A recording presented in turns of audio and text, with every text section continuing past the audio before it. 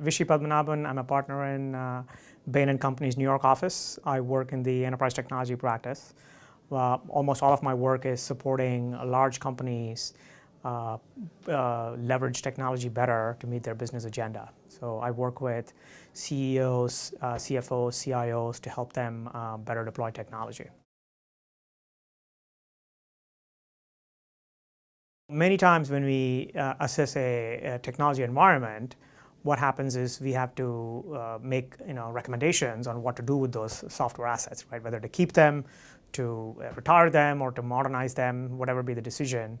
And almost every time we do that, we end up going through a process of trying to get some facts behind, both on terms of business functionality as well as technical health. We have to put some facts behind it.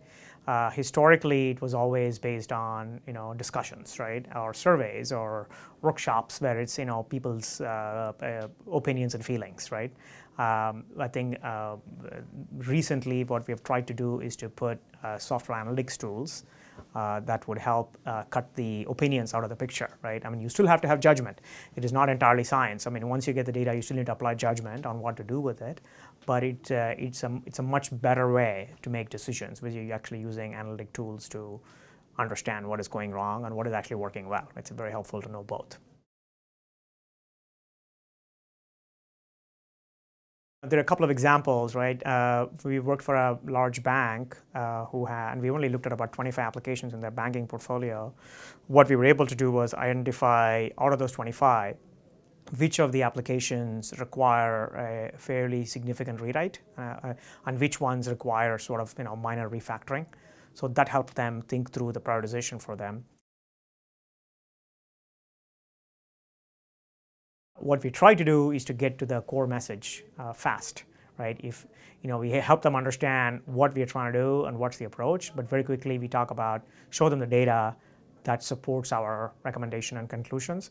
We, different levels of executives and various, in an organization, they require different levels of data, right? Not the architect is going to require lots and lots and lots of evidence, but the CEO is not. The CEO just wants to know that the right analysis has been done. It helps for the business executives to actually understand what is going on, because if a given piece of software is not very healthy, it's not just the IT department that is responsible for it, right? The collective organization has sort of made decisions over time, and that's why an architecture is the way it is. So it's always helpful to put data behind it, but keep it relatively simple English, no jargon. That's what we do, and to enable the decisions.